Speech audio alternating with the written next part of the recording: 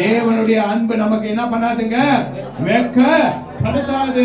மனுஷர்கள் நம்மள என்ன பண்ணிடுவாங்க, வெட்கப்படுத்திடுவாங்க. மனுஷருடைய அன்பு நம்மள வெட்கப்பட செய்யும். மனுஷருடைய அன்பு நம்மள தொருத்தும். மனுஷருடைய அன்பு நம்மளை சாகடிக்கும். மனுஷருடைய அன்பு நம்மளை எங்கேயோ கொண்டு போய் ரோட்ல நிக்க வச்சிரும். மனுஷருடைய அன்பு நம்மளை தினம் தினம் தினம் வேதனைக்குரியதாய் மாறும். ஆனா இங்க வேதம் சொல்லப்பட்டிருக்கிறது, மேல நமக்கு அருளப்பட்ட பரிசுத்த ஆவியினாலே.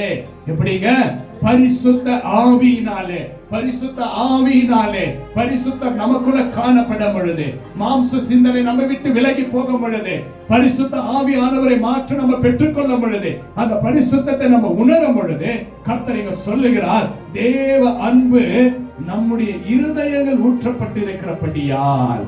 எப்படிங்க, விசுவாசம், ஆண்டவர் செய்த அந்த அன்பு நம் இருதயங்களை காணப்படணும். ஆண்டவருடைய அன்பு நம்ம இதயத்தில் காணப்படணும். அவருடைய அன்பு நமக்காக மரித்தார், நமக்காக உயிர் தெழுந்தார். நாம் கேட்கிறத குடிக்கிற தேவன், நம்ம விசுவாசிக்கிறத நமக்கு செய்கிற தேவன், நித்திய ஜீவன் பரலோகத்திற்கு இரண்டாம் வருகை வந்து நம்மளை கொண்டு போய் நித்திய ஜீவன்ல வைக்கிற தேவனுடைய அன்பை நம்ம இருதயத்தில் காணப்படணும். ஹல்லேலூயா, ஹல்லேலூயா. பாருங்க, அப்படிதான் சொல்லப்படுது, ஊற்றப்பட்டு இருக்கிறபடியால். எப்படிங்க, இது வார்த்தை கூட விசுவாசமா இருக்கிறது. ஊற்றப்பட்டு இருக்கிறபடியால். யாருக்கெல்லாம் இயேசுவுடைய அன்பு ஊற்றப்பட்டு இருக்கிறது? ஒரு கரங்களை தட்டலாம், ஆமென் சொல்லலாமா? ஆமென் சொல்லலாமா? நான் சொல்லுவேன், இயேசுவுடைய அன்பு என் இதயத்துல ஊற்றப்பட்டு இருக்கிறது. இந்த இதயத்துல இயேசு கிறிஸ்துவுடைய அன்பு எனக்கு ஊற்றப்பட்டு இருக்கிறது. அதனாலதான் நான் ஆசீர்வாதமா இருக்கிறேன். சொல்லுங்க பக்கத்துல, நான் ஆசீர்வாதமா இருக்கிறேன். சொல்லுங்க, ஆசீர்வாதமா. இந்த வார்த்தை விசுவாசமா சொல்லணும். எப்படி சொல்லணுங்க, விசுவாசமா சொல்லுங்க. ஹல்லேலூயா. அப்ப பாருங்க, தேவ அன்பு நம்முடைய இருதயங்கள் ஊற்றப்பட்டு இருக்கிறபடியால் அந்த நம்பிக்கை நம்மை என்ன பண்ணாதுங்களா, வெட்கப்படுத்தாதுங்களா. என்ன பண்ணாதுங்க, வெட்கப்படுத்தாது. வெட்கப்படுத்துவது இல்ல. ஹல்லேலூயா. இங்க வெட்கப்படுத்து, எப்படி ஒரு வார்த்தை பார்த்தீங்களா, அழகாக சொல்லப்பட்டு ஊற்றப்பட்டு இருக்கிறபடியால் அந்த நம்பிக்கை நம்மை வெட்கப்படுத்தாது. என்ன படுத்தாதுங்க, வெட்கப்படுத்தாது. யாருடைய அன்பு வெட்கப்படுத்தாது? ஏசப்பாவுடைய அன்பு வெட்கப்படாதுங்க. என்னதுங்க, ஏசப்பாவுடைய அன்பு நம்மளை என்ன பண்ணாதுங்க, வெட்கப்படுத்த முடியாது. அதுக்காக தான் ஒரே பேரான குமாரன் இந்த பிதானவர் நமக்காக என்ன பண்ணாருங்க, கொடுத்தாருங்கம்மா. இயேசு கிறிஸ்துவை விசுவாசிக்க, உனக்காக எனக்காக மரித்த நம் ஆண்டவராகிய இரட்சகர் இயேசு கிறிஸ்துவை விசுவாசிங்க. எல்லா சூழ்நிலைகளிலும் விசுவாசிங்க, எல்லா சந்தர்ப்பங்களிலும் விசுவாசிங்க, எல்லா சூழ்நிலைகளிலும் இயேசுவுடைய அன்பை நம்புங்க. மனுஷர்களை போய் நம்பி ஏமாந்து அழுது வரீங்களா? அழுது வருகிற சகோதரன், அழுது வருகிற தேவ பிள்ளைகளே, ஆனா இயேசுவுடைய அன்பு உன் கண்ணீரை துடைக்கும். உன்னை வெட்கப்பட விடாது, உன் குடும்பத்தை வெட்கப்பட விடாது, உன் பிள்ளைகளை வெட்கப்பட விடாது. உன் தோல்வி எல்லாவற்றையும் ஆண்டவர் வெற்றியாய் மாற்றுவார். அவருடைய அன்பு நம்மை பலப்படுத்தும். அவருடைய அன்பு நம்மளை பலப்படுத்தும். பலப்படுத்துகிற கிறிஸ்து நமக்குள்ள காணப்படுவார். பலப்படுத்துகிற கிறிஸ்துவினால் எல்லாவற்றையும் செய்ய பலன் உண்டுமா. என் பலனாகிய கர்த்தாவே, தாவீது சொல்றார்.